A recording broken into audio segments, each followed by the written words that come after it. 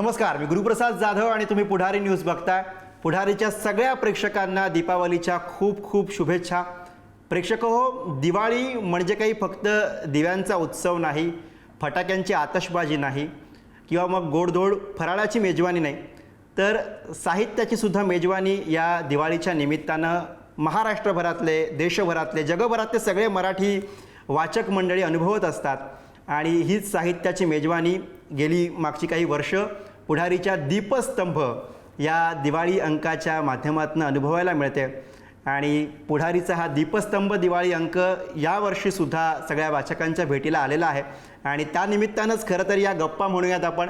आणि या गप्पा मारण्यासाठी, या दिवाळी अंकाविषयी बोलण्यासाठी आपल्यासोबत पुढारी दीपस्तंभ या दिवाळी अंकाचे कार्यकारी संपादक सचिन परब सर आहेत. सर, खूप खूप स्वागत. थँक्यू. आणि सगळ्यात आधी तरी मला वाटतं अनेक जण जे दिवाळी अंकांवरच्या या गप्पा म्हणून आता आपल्या गप्पा ऐकणार असतील, त्या सगळ्यांनी कुठेतरी सोशल मीडियावरती ही ओळ मागच्या काही वर्षांमध्ये खरं तर सातत्यानं वाचली असेल, ऐकली असेल की वाचन संस्कृतीचं काही फार बरं चाललेलं नाही आहे. लोक आजकाल वाचत नाहीत वगैरे, रील्स बघतात आणि यूट्यूबवरती व्हिडिओ बघतात वगैरे, त्यामुळे काही वाचनाचं बरं चाललेलं नाही.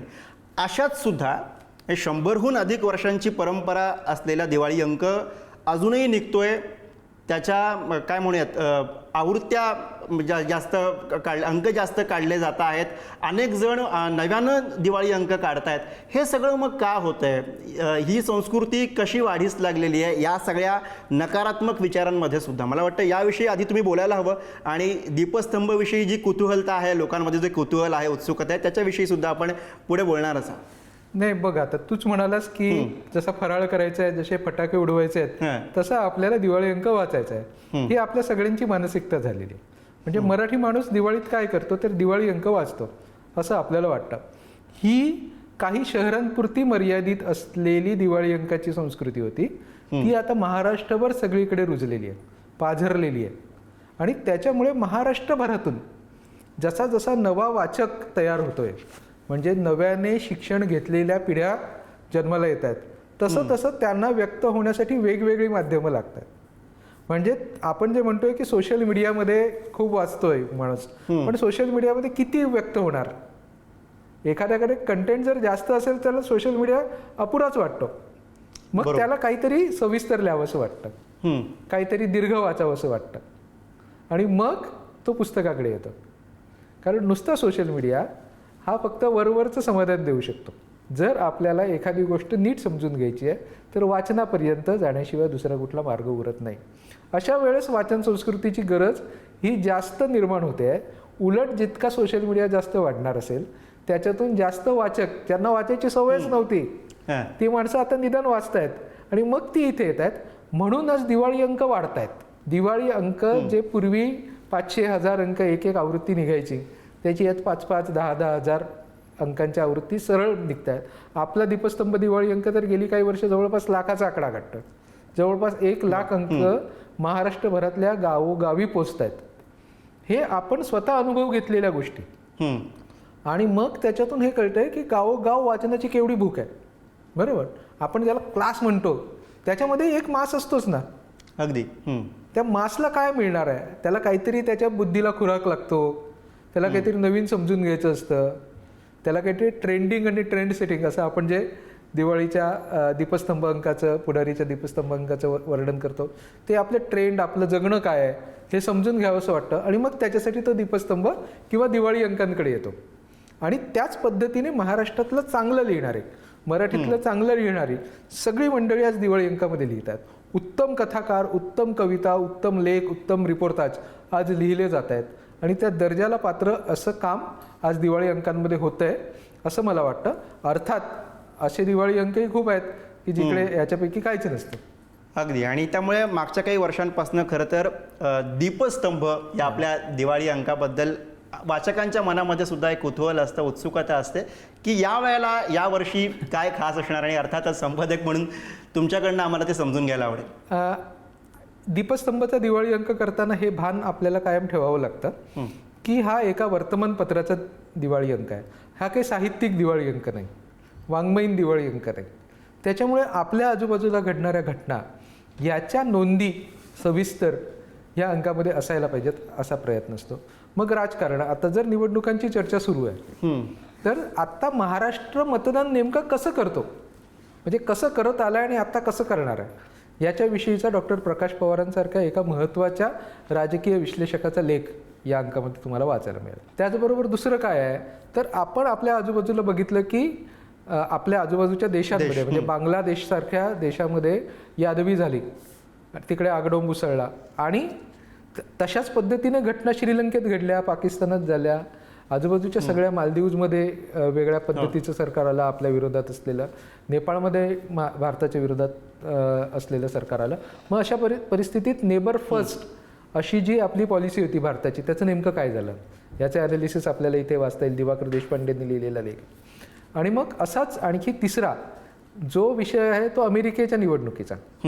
तर अमेरिकेची निवडणूक ही कमला हॅरिस नावाची एक भारतीय वंशाची बाई आज राष्ट्रपती पद करते. मग तिकडचा अमेरिकेतला भारतीय समाज नेमका कसा आहे, कसा वागतो, कसा जगतो ह्याचं तिथेच राहणाऱ्या आरती मंडलिक अर्दाळकर या IT प्रोफेशनलनी लिहिलेला एक लेख आहे की आम्ही कसं जगतो, इथे लोक कसे जगतात मराठी माणसं ह्याच्याविषयी, भारतीय माणसं, असा एक लेख आहे. तर अशा आजूबाजूच्या सगळ्या घटना आपल्याला त्याच्यामध्ये पाहायला मिळतात. मग आता गेल्याच आठवड्यामध्ये दलपती विजय नावाचा जो सुपरस्टार आहे तमिळनाडूमधला, तमिळ सिनेमामधला, तमिळ काय सगळ्यात दाक्षिणात्य सिनेमात, त्याचा पक्ष स्थापन झाला आणि मोठी रॅली, म्हणजे गेल्या अनेक दिवसात बघितली नव्हती एवढी मोठी रॅली झाली त्याच्या पक्षाची.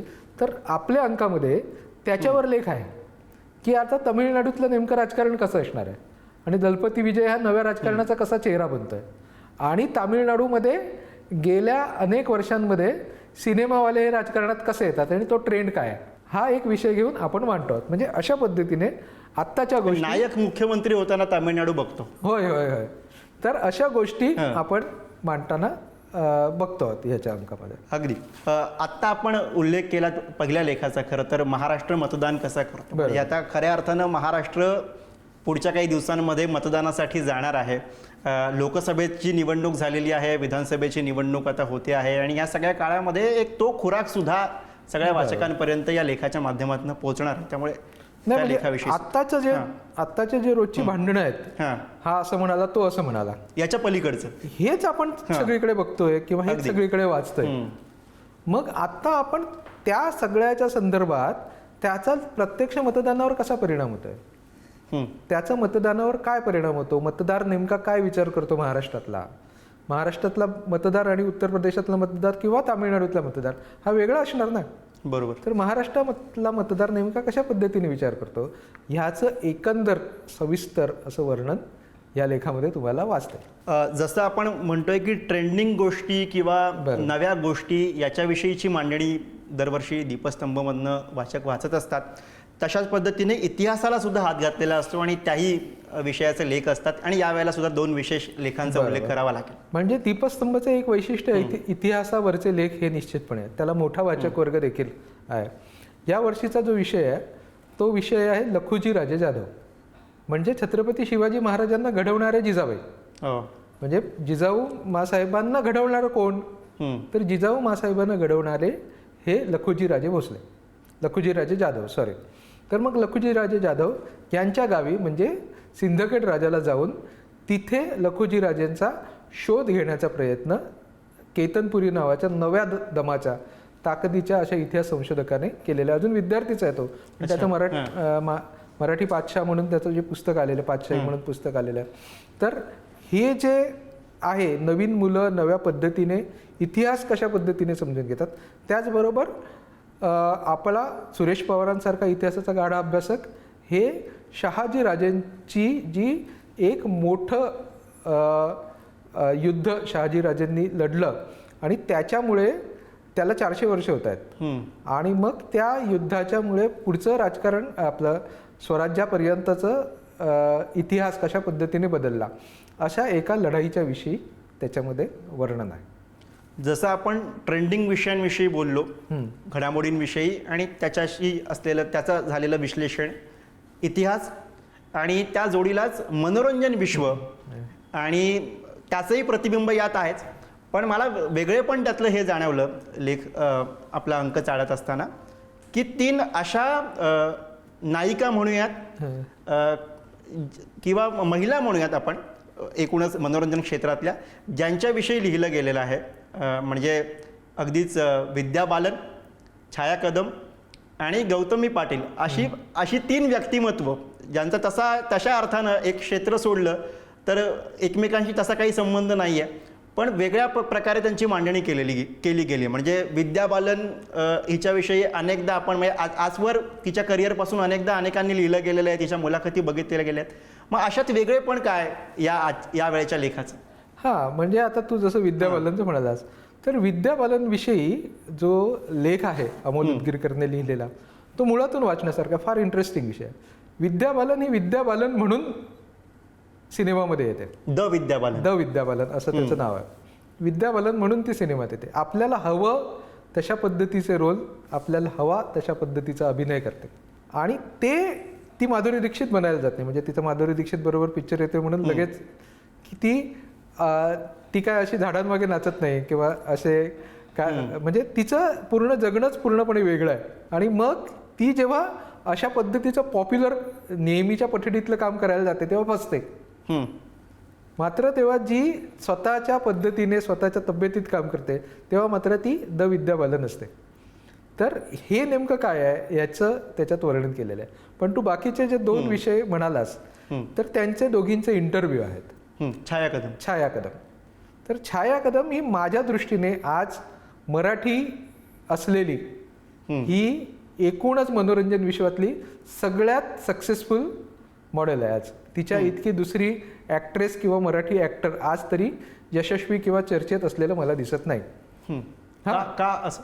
म्हणजे आज ऑस्करसाठी तिचा सिनेमा जातो आणि कान्स मध्ये तिचा सिनेमा सक्सेसफुल होतो, म्हणजे बक्षीस मिळवतो. तिची जगभर चर्चा होते. अमिताभच्या समोर ती झुंडमध्ये उभी राहते अशा पद्धतीची, आणि तिच्या अभिनयाचं सर्वत्र कौतुक होतं अगदी. आणि ते वेगळे पण आहे. ती एका अर्थाने नायिका नाही, म्हणजे नायिकेसारखं तिचं दिसणं नाही, नायिकेसारखं तिचं अभिनयाची शैली नाही, तरी देखील तिचं जगणं मात्र विलक्षण आहे. तिसरा विषय गौतमी पाटील. गौतमी पाटील हा ट्रेंड आहे म्हणून केवळ त्याच्यासोबत लोकप्रियता सुद्धा आहे आणि तितकेच वाद सुद्धा आहेत. बरोबर. नाही, आपण गौतमी पाटीलचे आजवर इंटरव्ह्यू घेतले नाहीत का? तर गौतमी पाटीलचे इंटरव्ह्यू खूप आले, रील्स आले, या आलं त्या आलं, बातम्या आल्या. पण ते का आहेत? कारण तिच्यामुळे क्लिक्स मिळणार आहेत, हिट्स मिळणार आहेत, TRP मिळणार आहे किंवा काहीतरी मिळणार आहे, जे काय मिळणार आहे. ती एक माणूस म्हणून कशी आहे, बरं, इंटरेस्टिंग, ती अशी का घडली आहे? जर तो एवढा मोठा ट्रेंड आहे, महाराष्ट्रभर लोकप्रिय असलेला ट्रेंड आहे गौतमी पाटीलला, तर ती नेमकी कशी घडली आहे, ती माणूस म्हणून काय आहे हे आपण समजून घ्यायला नको का? तसा प्रयत्न रेणुका कल्पनाने तिच्याशी गप्पा मारून केलेला आहे. जसं आपण मनोरंजन विश्वातल्या या 3 नायिकांविषयी बोललो, तसेच 2 नायक जे खेळाच्या मैदानावरती आपण मागची काही वर्ष बघतो आहोत क्रिकेटच्या मैदानावरती, ते म्हणजे रोहित शर्मा आणि विराट कोहली यांच्याविषयीचा रोको हा एक विशेष लेख पराग फाटकनी हा लेख लिहिलेला आहे. पराग फार जबरदस्त अप्रतिम लिहितो. तर रोको, रोहित शर्मा आणि विराट कोहली असं हे जे कोणी रोखू शकत नाही ते रोको.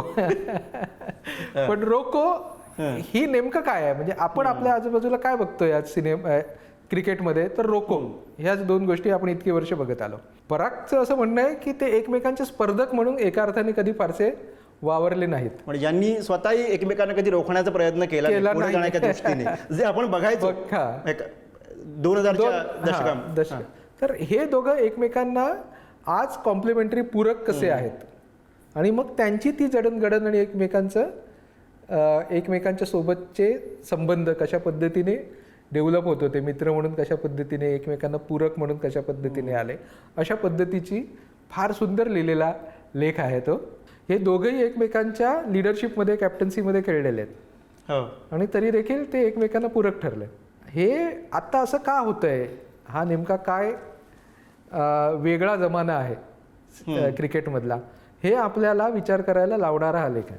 आपण मनोरंजनाविषयी बोललो, क्रिकेटविषयी बोललो, म्हणजे खेळाचाही त्यामध्ये उल्लेख आला, पण त्याच्या जोडीलाच काही असे ट्रेंडिंग विषय आहेत ज्याची बरीच चर्चा आहे. म्हणजे AI बद्दलचा एक विशेषत्वानं उल्लेख करावा लागेल असा लेख आहे की AI सुद्धा पक्षपातीपणे वागू शकतं. हा विचार देणारा खरं तर तो लेख आहे किंवा विचार करायला लावणारा लेख आहे. हा AI बायस हा तसा मराठीमध्ये त्याची फारशी चर्चा झालेली नसली बरोबर. तरी AI बायस विषयी जगभर चर्चा होते आहे. आपण AI आत्ता नुकतंच वापरायला लागलेलो असल्यामुळे आपल्याला अजून त्याची तेवढी जाणीव नाही, पण जगभर AI बायस हा मोठा चर्चेचा विषय आहे. आता सध्या आपण नवलाईच्या स्टेजवरती. हा म्हणजे त्याच स्टेजवरती आहोत.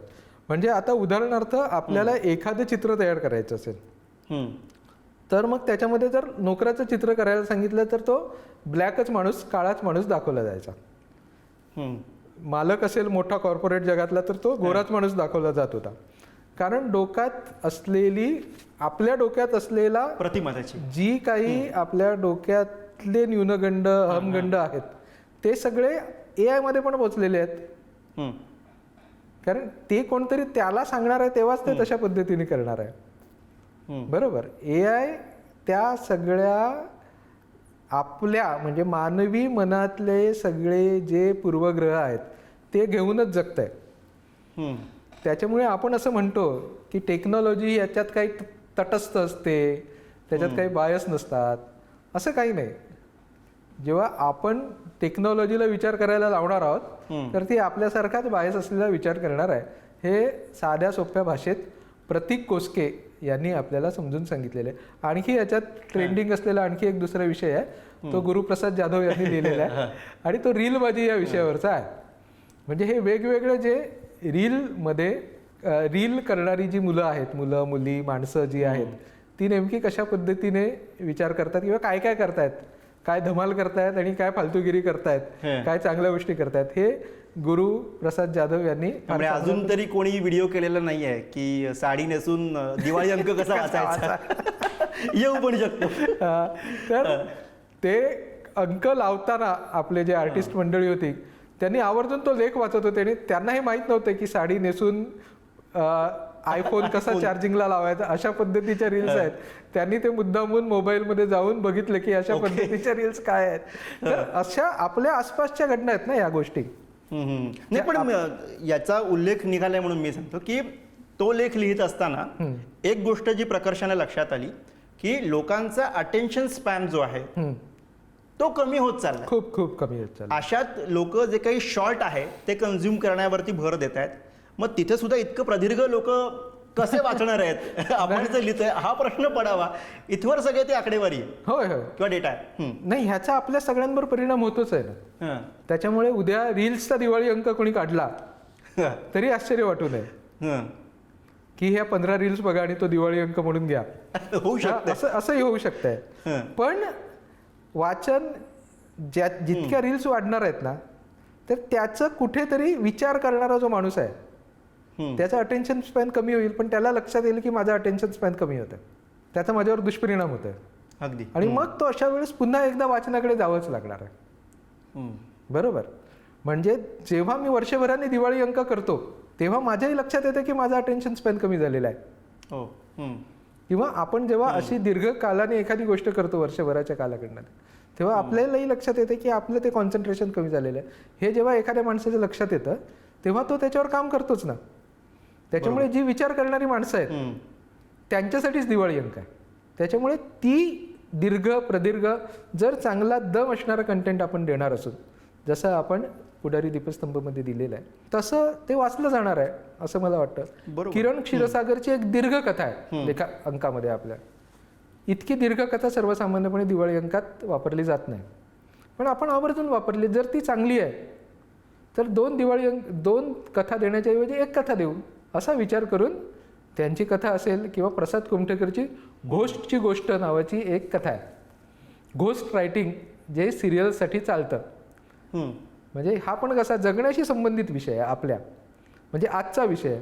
कथा म्हणजे कुठलं तरी काहीतरी रोमॅन्टिक किंवा दिवाणखान्यातली गोष्ट नाही आहे. घोस्टची गोष्ट नावाची प्रसाद कुमठेकरांची कथा आहे. तर सिनेमांसाठी घोस्ट रायटिंग करणारे जे लोक असतात, म्हणजे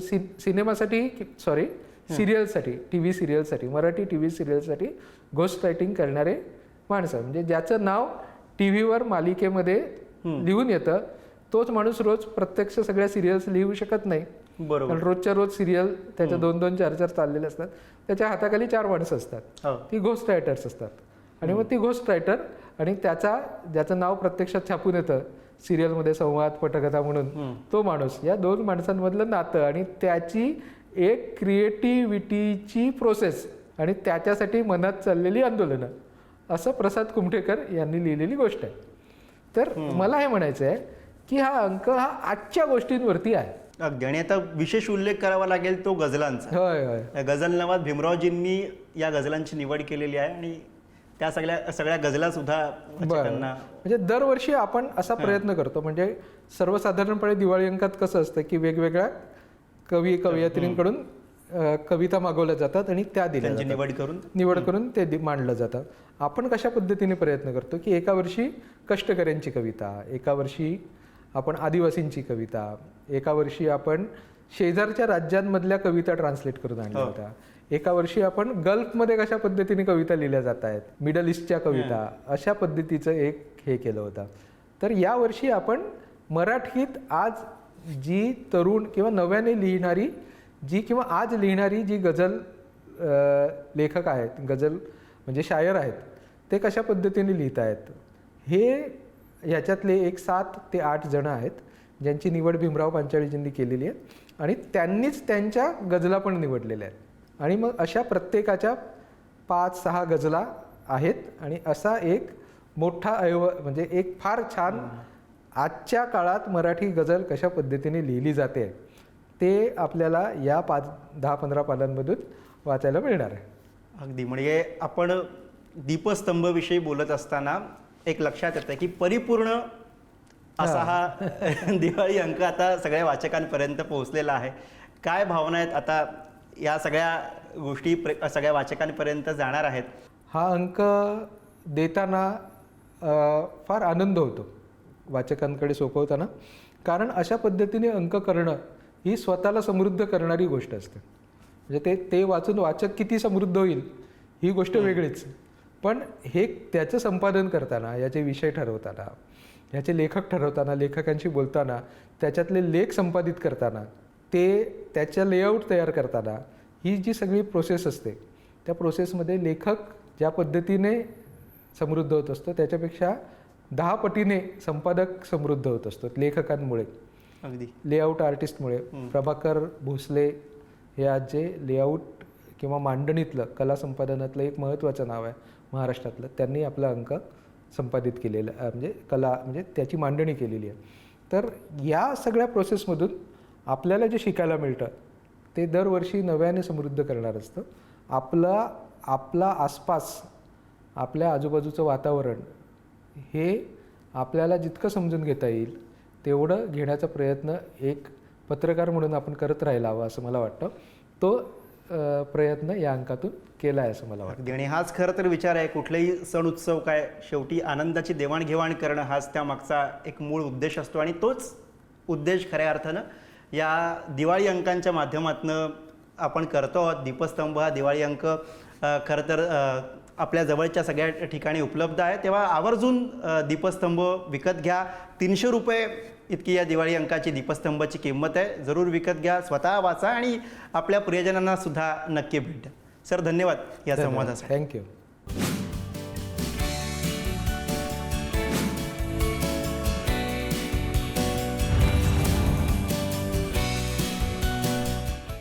Thank you.